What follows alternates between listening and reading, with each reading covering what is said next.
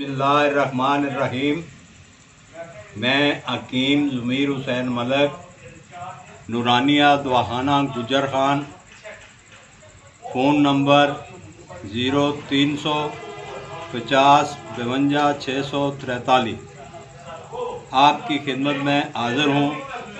आज मैं एक ऐसा नुस्खा लेकर आपकी खिदमत में आया जिसका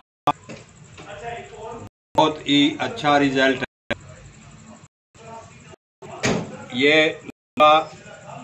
ये खून को पूरा करने का है और इसका नाम संदल पाउडर है। इसमें ये अज्जा हैं: संदल सुर्ख 25 ग्राम, संदल सफेद 25 ग्राम, गेर इंडिया 25 ग्राम, कचूर 25 ग्राम, मजेट 25 ग्राम, मट्ठी 25 ग्राम, बर्ग निम 25 ग्राम, बर्ग मेहंदी 25 ग्राम। सब कपूफ बनाकर 1000 वाले कैप्सूल में भर लें। एक कैप्सूल सुबह, एक शाम में। इंशाअल्लाह खून की पूरी हो जाएगी।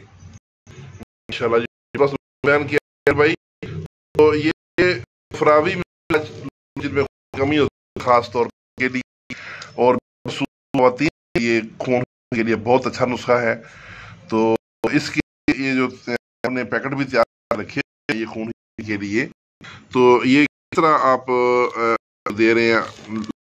30 कैप्सूलों का पैकेट है।